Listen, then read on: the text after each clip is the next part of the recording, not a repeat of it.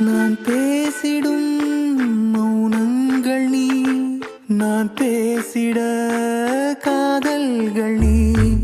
யாரோடுதான் யார் என்பது நீ தீண்டும் மனம் கேட்குது.